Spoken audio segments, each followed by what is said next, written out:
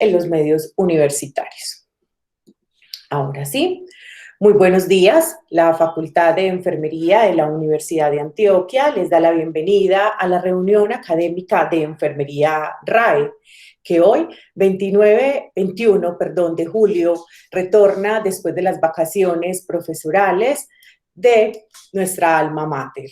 La Facultad de Enfermería ofrece diferentes actividades de enseñanza-aprendizaje desde diferentes áreas de la salud en los programas, cursos, seminarios, diplomados, congresos y conferencias gratuitas, como lo es la reunión académica de Enfermería RAE, que pone a disposición de los profesionales para contribuir en su desarrollo académico y profesional.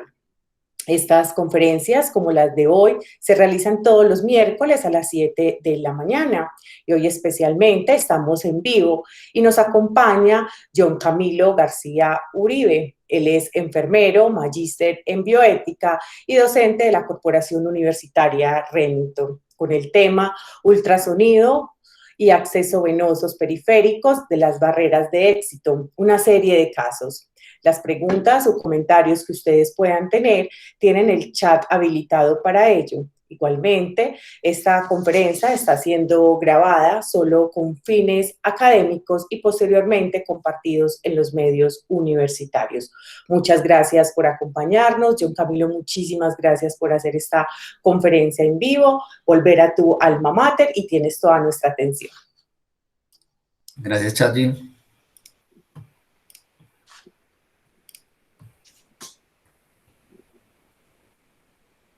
Bueno, voy a empezar a compartir pantalla. Buenos días. Ok.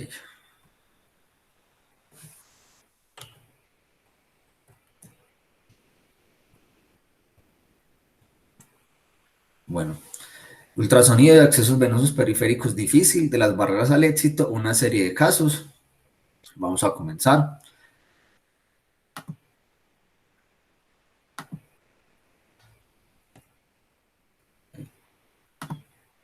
Listo. Esto es parte de un artículo que fue ya publicado en la revista CES Enfermería con el mismo nombre. Y quisiera comenzar esta pequeña conferencia con esta frase. La más peligrosa frase en el lenguaje es: nosotros siempre lo hemos hecho de esta manera. Al final vamos a entender por qué. La obtención de accesos venosos periféricos es uno de los procedimientos más comunes en los hospitales. Se calcula que alrededor del 80 o el 90% de los pacientes requieren un acceso venoso periférico. En el ámbito quirúrgico, todos los pacientes que son sometidos a procedimientos quirúrgicos con alguna técnica anestésica requieren por lo menos de un acceso vascular. Incluso algunos requieren más de 1 o 2 accesos vasculares para procedimientos quirúrgicos. Pese a que es un procedimiento común, algunos accesos venosos pueden ser difíciles, incluso para enfermeras altamente cualificadas y con mucha experiencia. De ahí surge esta clasificación en inglés, Difficult Venous Access, DIVA, a la que vamos a hacer referencia durante el transcurso de la presentación.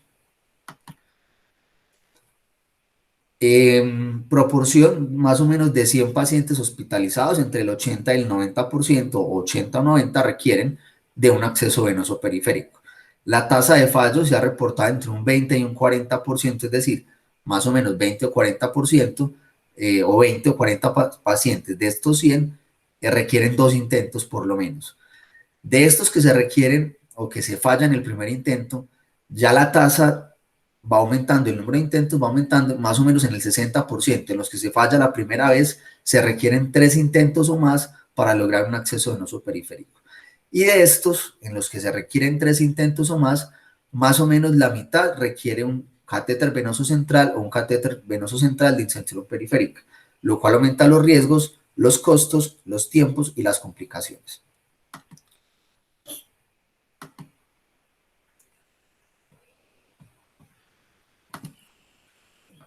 Entonces tenemos un problema que es la imposibilidad de canalizar a los pacientes con un difícil acceso venoso periférico.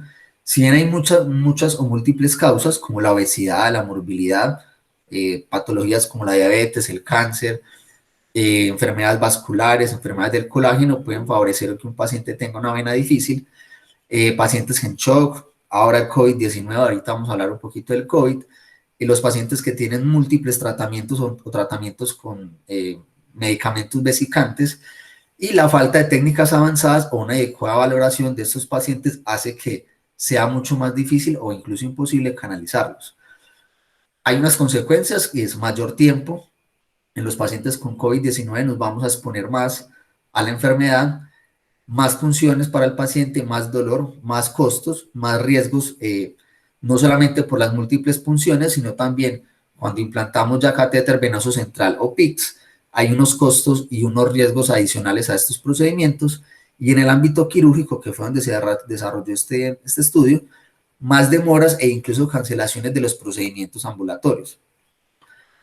Obtener en este sentido un acceso venoso difícil puede tomar, sin otras técnicas, alrededor de 15 o 20 minutos por paciente, lo que en un paciente con COVID-19 pues sería un tiempo alto de exposición, y en estos el tema de las punciones, cuando están edematizados, aumenta el drenaje de líquidos, los problemas de la piel, entre otros. De todas estas causas, pues en las que nos priorizamos en este estudio fue técnicas avanzadas y en una adecuada valoración de los pacientes. ¿Cómo identificar un paciente con difícil acceso venoso periférico? Pues hay múltiples scores. Acá utilizamos la EADIVA, que es una herramienta validada para la valoración preoperatoria de los pacientes con acceso vasculares, con 8 criterios. Son simples, pero es un poquito extensa. De allí que al final vamos a hablar un poquito de qué queda para hacer en la práctica de enfermería o qué podríamos mejorar. Deberíamos de contar con el historial médico completo del paciente, antecedentes, necesidad de tratamiento y duración para escoger correctamente el tipo de catéter que vamos a implantar. Lo ideal y lo que recomienda la literatura es conformar equipos de terapia intravenosa dentro de los hospitales, es decir, grupos de enfermería y auxiliares de enfermería entrenados y expertos en técnicas de valoración, es decir, escalas, cómo valorar completamente a un paciente, y en técnicas para la obtención de accesos venosos de forma avanzada.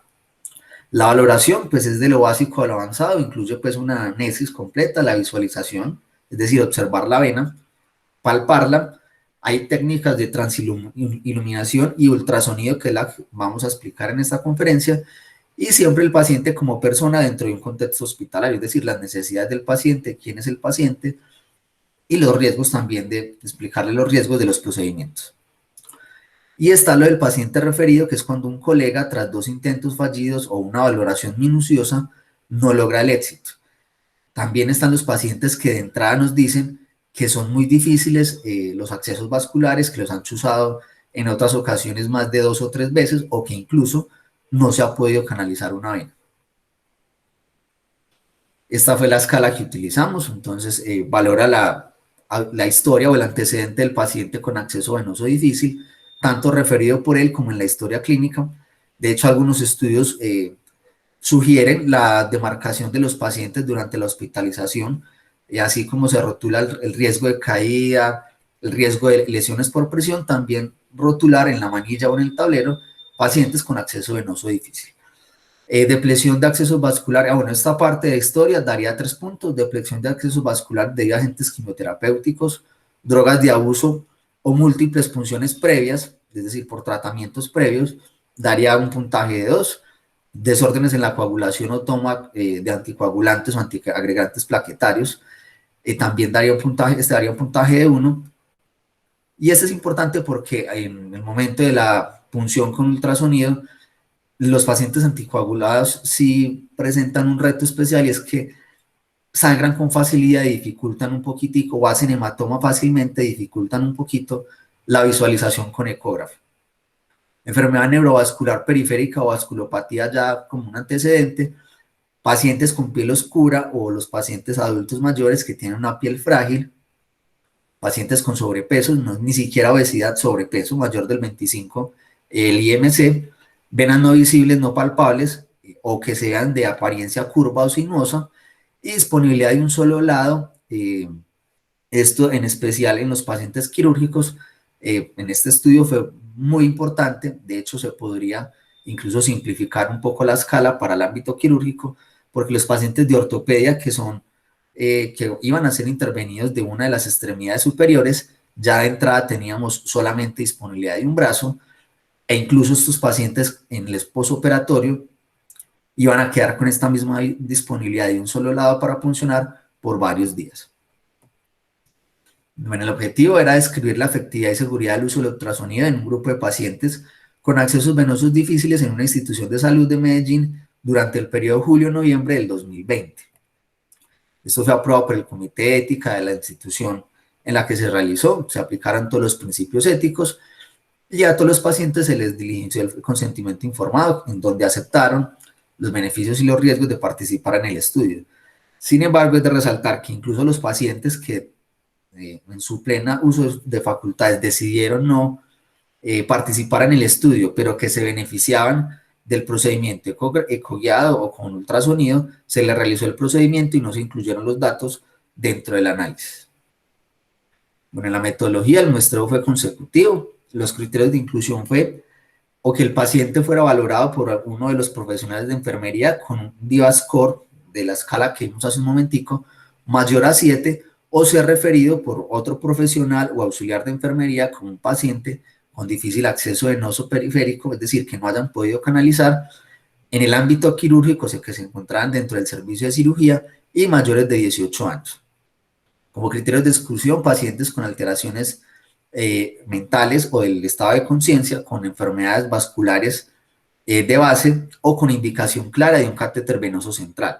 Es decir, aquellos pacientes que por el tipo de procedimiento ya requerían un catéter venoso central, por uso de vasopresores o de pronto por una posible nutrición parenteral o un tratamiento prolongado en estos pacientes, pues de entrada ya no se usa el procedimiento periférico. Entonces, inicialmente se hizo una valoración clínica, como se explicó un momento, valoración, anamnesis completa, palpación, visualización, y posteriormente se hizo una valoración ecográfica previa a la venopunción. Esto es para detallar la posibilidad y la calidad de las venas, la ubicación, si eran asequibles o no, con el ecógrafo y con el largo de los catéteres, porque los catéteres periféricos son más o menos de 1.5 a 2 o 3 centímetros de largo cuando mucho, entonces venas muy profundas no eran asequibles con la técnica ecoguiada, entonces requerían unos catéteres más largos. Posterior a eso se hace la antisepsia, toda se hizo con clorexidina alcohólica. Para el gel conductor que normalmente se usa en el ámbito médico para la visualización con ecógrafo, se reemplazó con clorexidina jabón y la sonda ecográfica se protegió con Tegaderm para garantizar la esterilidad del procedimiento. Se realiza la venopunción y tras de la venopunción se realiza una prueba con solución salina para verificar la permeabilidad de la vena. ¿Por qué? Porque algunas venas, digamos que son tan... o sea, se administra solución salina y se visualiza con ecógrafo el paso de la solución salina para verificar que el catéter esté bien ubicado y que no haya extravasación.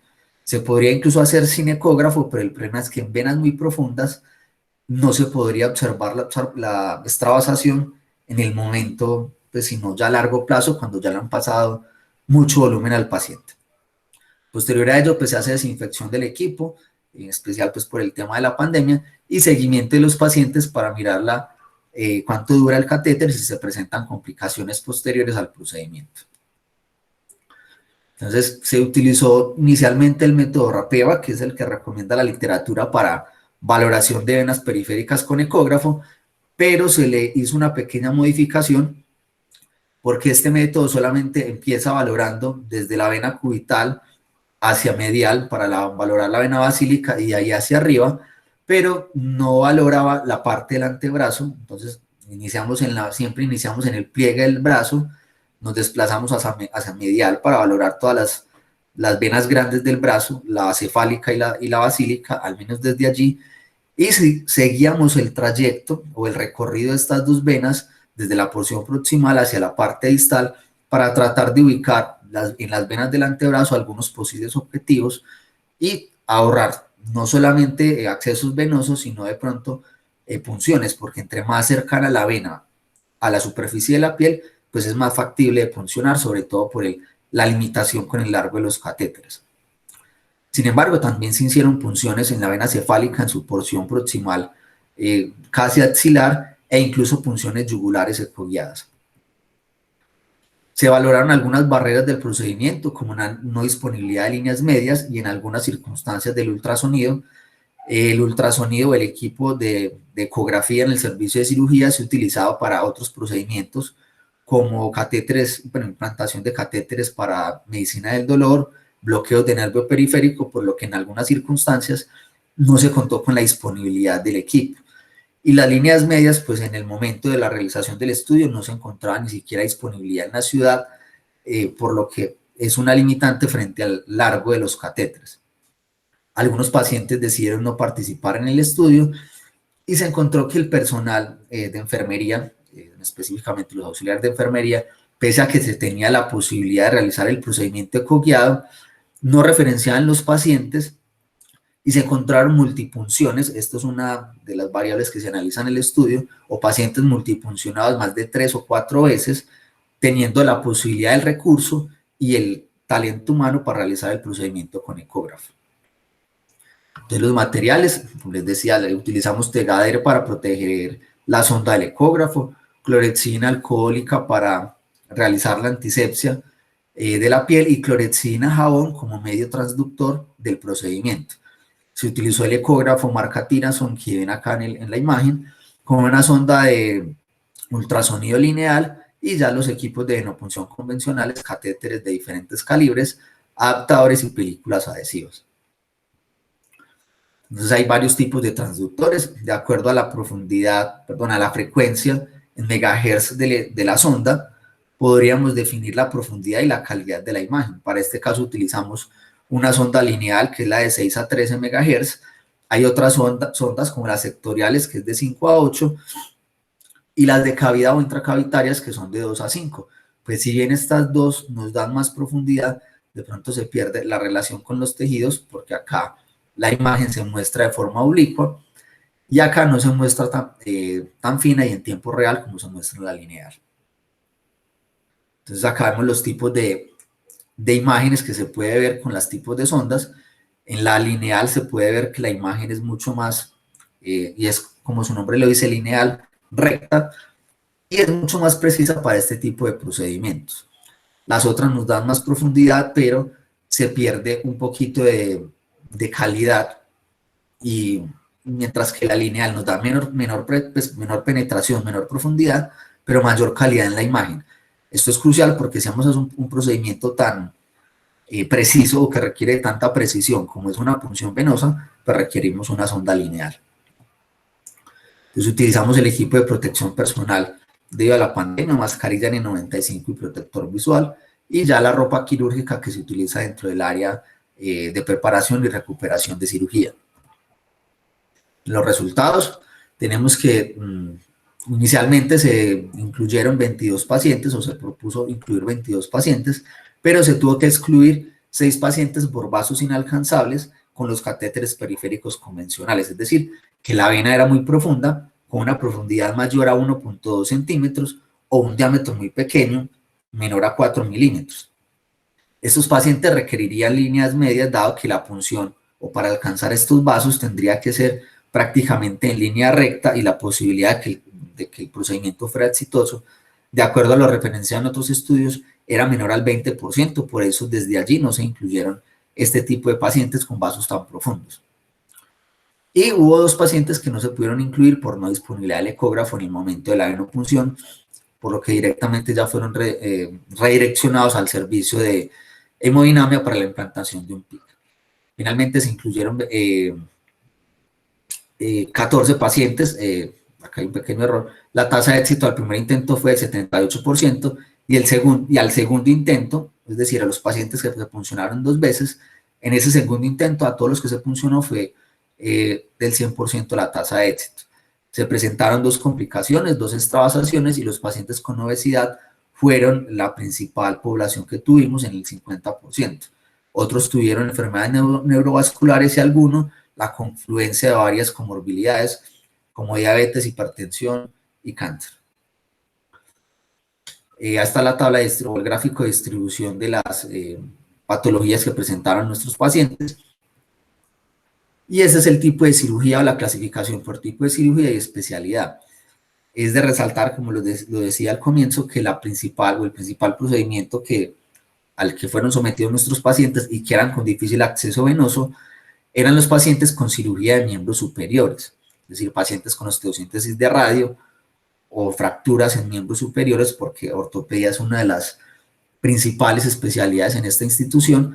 Estos pacientes fueron puncionados con ecógrafo porque era la población que cumplía con las dos características, obesidad y cirugía en miembros superiores. Otros procedimientos que también hubo pacientes con obesidad, por ejemplo, prótesis de rodilla. Los 3 pacientes que fueron sometidos a prótesis de rodilla, todos tenían problemas de obesidad, entonces son patologías que de entrada podríamos incluso pensar como posibles pacientes con acceso venoso difícil. El tipo de estudio, tipo de anestesia a lo que fueron sometidos: 2 pacientes fueron sometidos a anestesia general, 6 pacientes fueron intervenidos con bloqueo de nervio periférico y 6 pacientes con anestesia raquídea.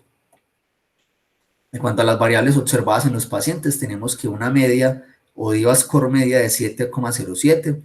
El número de punciones previas en los pacientes, o sea, previo al procedimiento, era de 2,3, es decir, a casi todos ya se habían puncionado, porque la mayoría de pacientes no ingresó por valoración de nosotros, sino por referenciación del equipo de enfermería. La profundidad del vaso, la media de la profundidad del vaso fue en milímetros de 6,6 y el diámetro del vaso fue más o menos de 8,9 milímetros, casi 1 centímetro. La duración del acceso, o sea, el seguimiento, lo que duró después de la canalización, fue en 3,2 días y la principal causa de retiro no fue alguna complicación, sino que ya el paciente iba a ser de alta o que terminó el tratamiento intravenoso y ya no requería ningún otro tratamiento. El tiempo del procedimiento fue la media fue de 11,5 minutos y la media de número de intentos realizados fue 1 y el máximo fue 2. No se realizaron más de 2 intentos a los pacientes. Gracias a Dios, en todos los que se realizaron los 2 intentos, en este último se logró el éxito, porque ya de allí en adelante se debería referenciar, de acuerdo a la definición del protocolo de investigación, se debería referenciar a radiología intervencionista para el paso del PIC. La distribución de frecuencia respecto a la localización de la vena o a las venas puncionadas, las principales fueron la cefálica y las venas del antebrazo, la cefálica en 5 veces y las del antebrazo en 7. La yugular externa se puncionó en 2 ocasiones, ahí está en el total de los 14 pacientes. Esta es la distribución en porcentaje: 86% en brazo y antebrazo y 14% en yugular. Respecto a los ejes, pues hay 2 tipos de ejes. Está el eje corto, que es el que pueden apreciar a mano izquierda. El eje corto es por fuera de plano, es decir, solamente se ve el diámetro, se ve más o menos así, de esta forma. Se ve el vaso cortado transversalmente. Esto tiene sus ventajas y sus desventajas. Alguna de las ventajas del eje corto es que permite, digamos, que ver la porción superior e inferior del vaso y las paredes laterales, mientras que en el eje largo, que es el que ven al ladito, al lado derecho, solamente permite ver la pared superior y la inferior, no permite ver los laterales, o incluso si lo cogemos en un corte lateral, solamente veríamos 2 partes del vaso, no vemos toda la circunferencia del vaso y tendríamos riesgo de extravasarlo por esa razón, porque no estamos viendo si de pronto la aguja se va hacia alguno de los 2 lados. Esa es una de las desventajas.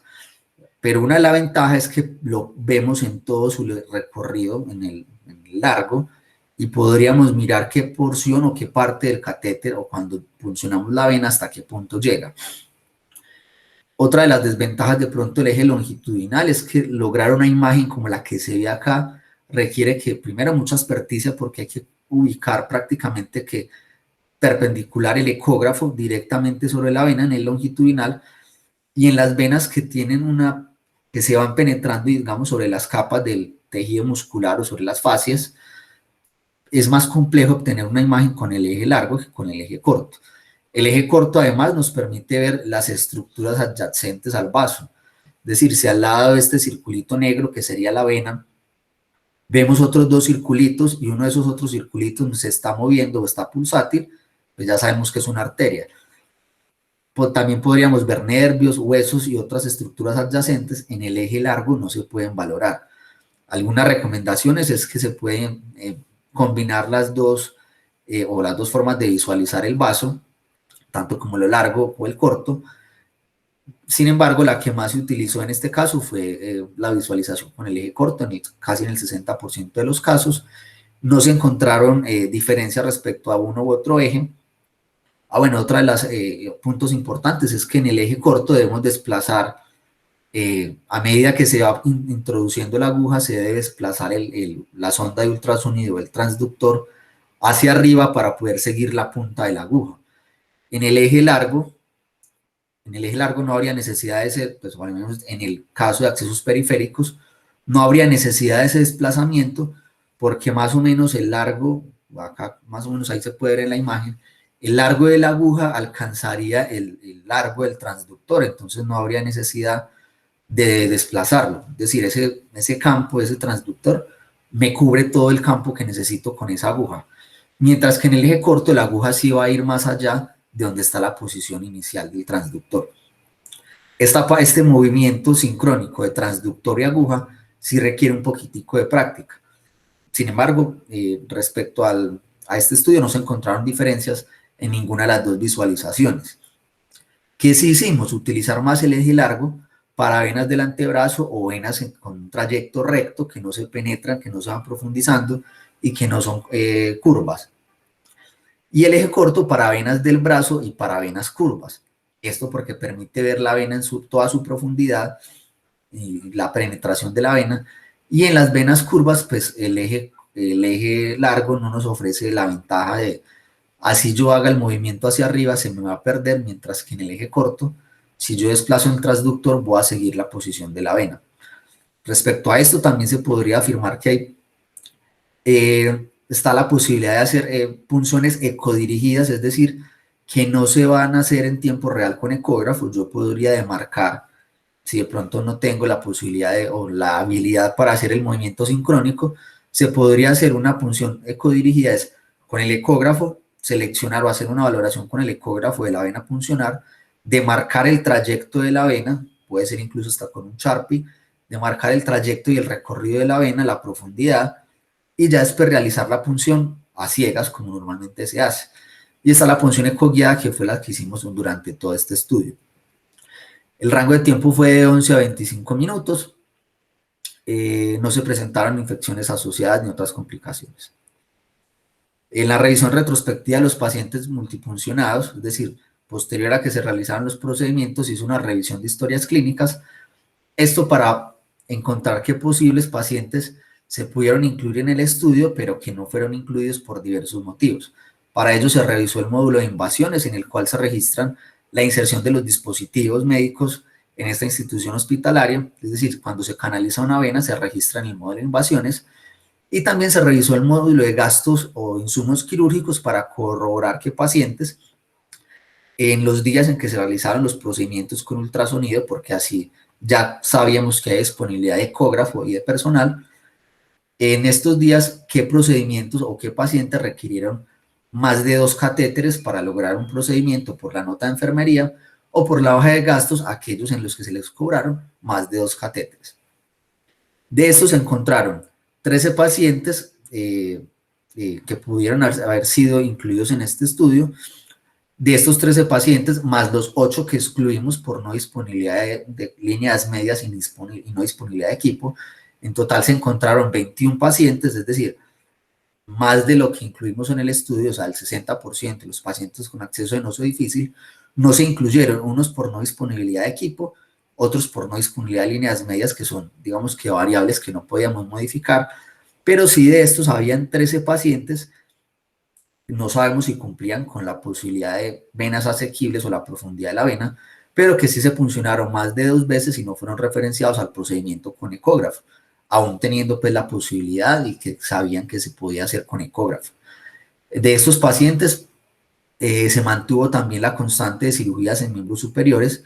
El 46% de estos que no se incluyeron o que no fueron referenciados eran cirugías de ortopedia de miembros superiores, y el 30% o 4 pacientes de ellos también eran cirugía de miembros inferiores, pero no solo prótesis de cadera, sino también, perdón, prótesis de rodilla, sino también prótesis de cadera.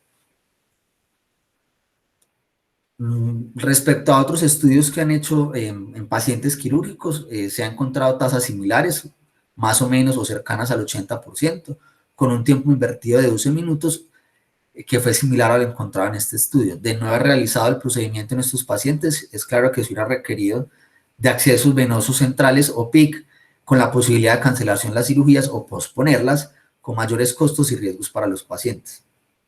Si bien se requieren un poquito de más recursos, pues digamos que el ecógrafo ya estaba en la institución, no es un recurso adicional, pero sí se requieren más insumos, como el uso del Tegader, más clorexina, digamos que se cambia el método de antisepsia en la institución, que era con toallas, se realiza con gasa y clorexina alcohólica, y el transductor, el gel transductor no es un gel convencional, sino clorexina, jabón, de acuerdo con otros estudios para garantizar la esterilidad del procedimiento. Sin embargo, si lo pudiéramos comparar, no se hicieron análisis de costos, pero si se pudiera comparar, de acuerdo con otros estudios, sí se ha demostrado que es mucho menor el costo de un catéter venoso periférico ecoguiado, tanto por riesgos, complicaciones, como por recursos. Para esto se requieren estudios posteriores que puedan o que permitan analizar o hacer un análisis de costo-beneficio. Si bien la ecografía es una herramienta útil, el enfermero debe empoderarse de este tipo de técnicas o tecnologías y encaminarlas al cuidado de enfermería. Una vez que el enfermero demuestra habilidades y conocimientos y la experticia, las barreras tal vez humanas que encontramos, la no referenciación de los pacientes, porque algunos de los comentarios era que siempre lo habíamos hecho así, que para qué el ecógrafo, digamos que inicialmente, antes de que se hiciera el estudio, hay una curva de aprendizaje. En esa curva de aprendizaje, que es cuando uno se familiariza con la técnica, puede que se demore un poquitico más. Entonces, digamos que de entrada va a haber un prejuicio de que el procedimiento es más demorado. Si es más demorado en un paciente de no difícil acceso, pero en los pacientes con difícil acceso disminuye el tiempo y las funciones. Hay que reconocer que la técnica hace parte del cuidado y de la naturaleza humana, no podemos desconocerla, y está vinculado ontológicamente al quehacer de enfermería, valernos de técnicas y herramientas para cuidarnos, hace humanos. Pero no se puede desconocer que también hay un componente de habilidades blandas allí, como resiliencia, para resistir precisamente a sus comentarios o a esas dudas. De hecho, pues el ultrasonido no es una técnica, eminentemente ligada al ámbito médico, y ahí puede haber un tema cultural o social de resistencia, que sea el enfermero quien utilice este tipo de procedimientos. Por ello se requieren más estudios, no solamente sobre el procedimiento, sino también desde la parte cualitativa, sobre experiencias y significados de pacientes y profesionales que utilizan la técnica guiada por ultrasonido. Se abre también una línea de investigación en accesos vasculares, preguntar, o desde lo cual, y comprender por qué no se redireccionan los pacientes a la técnica guiada por ultrasonido, cuál es la percepción que tienen, sobre todo el grupo de auxiliares de enfermería, respecto al uso del ecógrafo. Es necesario validar escalas más sencillas que se encontraron, como la ICZ-DIVA. Esa está validada en inglés, pero no en español, y tampoco en la población colombiana. Es una escala más sencilla, no es específica para el ámbito quirúrgico o médico quirúrgico, y se podría o se debería validar para otros servicios como hospitalización, urgencias y UCI. Y el otro problema que encontramos es que la escala que utilizamos nosotros está solamente validada para valoración por enfermeros profesionales, mientras que la EZ-DIVA, pues en inglés está validada o validada para técnicos y profesionales, por lo que su traducción y validación al español sería de mucho interés para la práctica en nuestro contexto. También en este estudio no se incluyeron pacientes con COVID-19, sin embargo, vale la pena resaltar que una de las grandes comorbilidades de los pacientes con COVID que están o están intrahospitalariamente es la obesidad, y hay muchos pacientes, incluso durante el estudio, preguntaron que si podíamos canalizar pacientes con COVID-19. El problema era el desplazamiento del equipo, que el equipo tenía que estar dentro del área quirúrgica y no se podía desplazar a las áreas COVID, o al menos no había la autorización en su momento. La población pediátrica, pacientes con cáncer, es decir, hacer una línea de investigación específica para este tipo de pacientes. También se puede utilizar la técnica ecoguiada para líneas arteriales PICS y líneas medias cuando haya la disponibilidad. Y lo que les manifestaba ahora, hacer un estudio respecto al análisis de costos, de qué es más efectivo o eficaz, la técnica coguiada o la técnica a ciega respecto a los costos y complicaciones.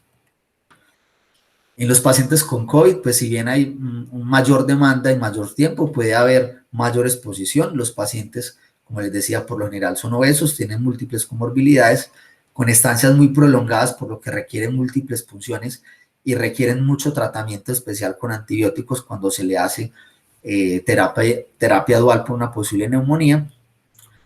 Y los pacientes con COVID, podríamos, si lo utilizáramos con ultrasonido, se propone como una posible hipótesis que podríamos hacer procedimientos más rápidos y seguros y con menos exposición. Este es un pequeño video respecto al cómo culturalmente cambiamos nuestro comportamiento cuando una persona presenta resistencia al cambio. Una vez, un grupo de científicos encerró a 5 monos en una jaula, en cuyo centro colocaron una escalera y sobre ella un montón de plátanos. Cuando uno de los monos subía a la escalera para agarrar los plátanos, los científicos lanzaban un chorro de agua fría sobre los que se quedaban en el suelo. Esto lo fueron repitiendo una vez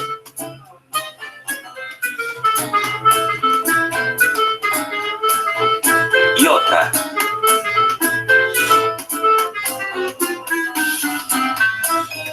Y otra más, hasta que pasado algún tiempo, los monos aprendieron la relación entre la escalera y el agua, de modo que cuando un mono iba a subir la escalera, los otros le molían a palos.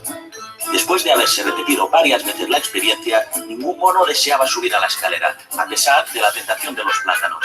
Entonces, los científicos sustituyeron a uno de los monos por otro nuevo. Lo primero que hizo el mono novato nada más ver los plátanos fue subir a la escalera. Los otros rápidamente le bajaron y le pegaron antes de que saliera el agua fría sobre ellos. Después de algunas palizas, el nuevo integrante del grupo nunca más subió por la escalera. Un segundo mono fue sustituido y ocurrió lo mismo con el que entró en su lugar. El primer sustituido participó con especial entusiasmo en la paliza al nuevo. Un tercero fue cambiado y se repitió el suceso. El cuarto y finalmente el quinto de los monos originales fueron sustituidos también por otros nuevos. Los científicos se quedaron con un grupo de 5 monos que, a pesar de no haber recibido nunca una ducha de agua fría, continuaban golpeando a aquel que intentaba llegar hasta los plátanos. Si fuera posible preguntar a alguno de aquellos monos por qué pegaban con tanto ímpetu al que subía por los plátanos, con certeza esta sería la respuesta. No lo sé. Aquí las cosas siempre se han hecho así. Bueno, ¿por qué el video? Porque digamos que uno de los comentarios cuando comenzamos con la capacitación y el entrenamiento en ultrasonido era ¿para qué el ecógrafo? Acá siempre hemos funcionado a los pacientes a ciegas y nos ha resultado. Pero digamos que nunca se había analizado qué es dar resultado. Muchos de estos pacientes se retrasaban los procedimientos y eran derivados a implantación de catéter venoso central periférico PIC. E incluso durante la realización del estudio hubo resistencia, pues como tal, a la técnica coguiada. Entender esto como tal, pues no era uno de los objetivos del estudio, pero sin embargo es de resaltar que hubo que resistir a una presión social de no utilizar el ultrasonido. Una vez. Estas son las referencias. No sé si de pronto tengan preguntas.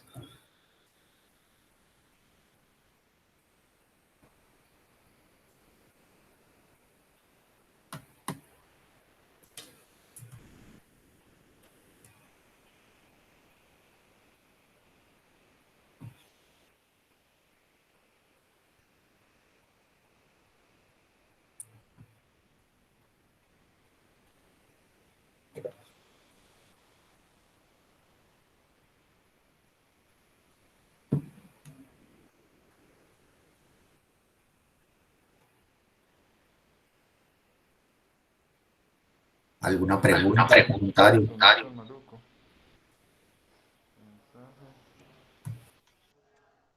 John Camilo.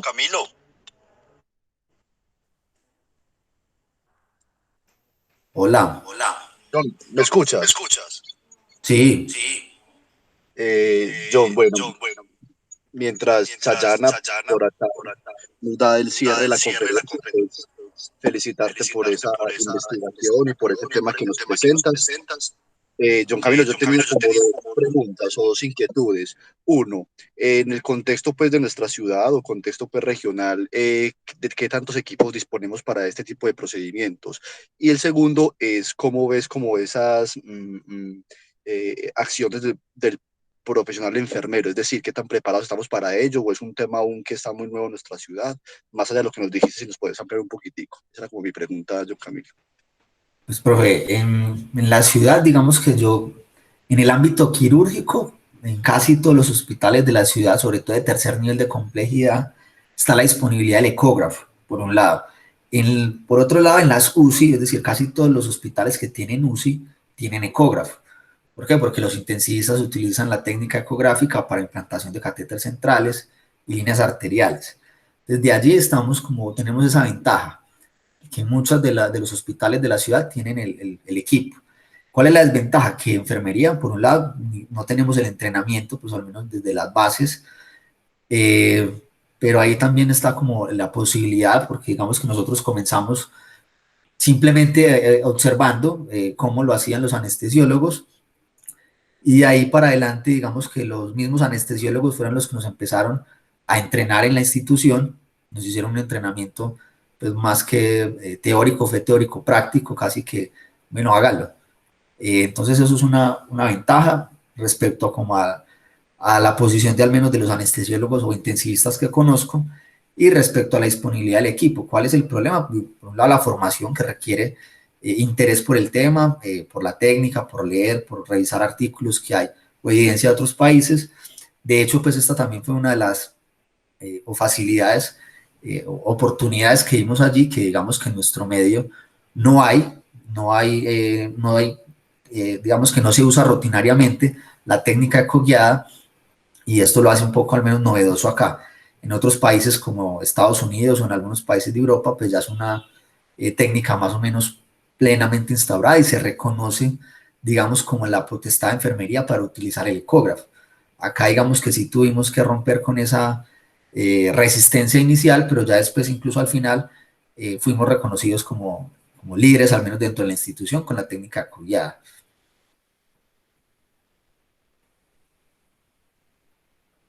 Perfecto, Camilo, ¿no? Muchas gracias. Y como bien lo expresas, que gran posibilidad desde la práctica profesional y desde el campo investigativo. Como bien nos lo dijiste, es mucho que hacer por ese lado. Bueno, ¿alguien más tiene alguna pregunta de los presentes?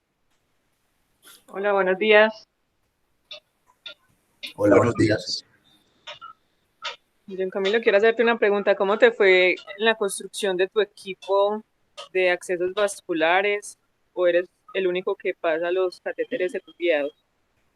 Pues mira, en la clínica en ese momento ya había un grupo de terapia intravenosa al momento. Nosotros tratamos, es una buena pregunta, tuvimos dos limitantes. Uno, que el ecógrafo tenía que estar dentro de cirugía, porque había que utilizarlo para otros procedimientos, entonces idealmente solamente lo hicimos dos profesionales, un colega y yo. Yo era de los dos, yo solamente hacía parte de un grupo de terapia intravenosa dentro de la clínica. Nosotros tratamos como de extender pues esta posibilidad de capacitarnos en la técnica ecoguiada, especialmente a los profesionales de UCI. Digamos que no tuvimos como esa recepción, pero fue más como por falta, porque en UCI también estaba la posibilidad de utilizar el ecógrafo, e incluso se planteó inicialmente extender o incluir pacientes de UCI, pero digamos que los profesionales que estaban en el equipo de terapia intravenosa pues primero no se interesaron mucho por la técnica ecoguiada, entonces allí también, por eso no se pudo hacer en otros servicios, solamente lo hicimos en cirugía con un compañero y yo. Pero pues se podría hacer, por ejemplo, en hospitales como la María hay un ecógrafo en urgencias y otro en UCI, en la León 13 también hay ecógrafo en cirugía y en UCI, en urgencias creo que no hay, pero igual pues sí está el interés, y con seguridad que, por ejemplo, hablo del gremio de anestesiología, si ellos, pues o sea, la no disponibilidad de ecógrafo, digamos que fue por casos muy puntuales, y ellos siempre tuvieron la posibilidad de no solamente prestar el equipo, sino de capacitarnos. Y la conformación de grupos, pues digamos que yo ya no estoy en la institución, pero sí se había hecho un trabajo grande con la conformación de un equipo de accesos vasculares, no solamente para canalización o para equipos expertos en obtención de accesos vasculares, sino también un equipo de referencia líder para tratamiento intravenoso en general, no solamente catéteres y qué tipo de dispositivo y cómo ponerlo, sino para actualizar, por ejemplo, guías, protocolos, retroalimentar al personal, equipos de respuesta o que hicieran parte de los equipos de respuesta rápida en algunos casos. Eso sí se había hecho, incluso pues creo que todavía está el equipo de accesos vasculares o de terapia intravenosa en la clínica. Ok, muchas gracias. Bueno, con mucho gusto. Bueno, yo en los mensajes no veo más preguntas. Hay felicitaciones, Camilo, por ese excelente tema que nos presenta. Entonces, nuestra comunicadora tuvo una dificultad de conexión, entonces desde Oficina de Extensión pues vamos a clausurar esta reunión. Entonces, Camilo, agradecerte una vez más por tu tiempo, por tu participación y tu vinculación a nuestras redes. Y a todos, muchas gracias por participar. Listo, muchas gracias por la invitación. Muchas gracias a todos. Bueno, hasta luego, un feliz día.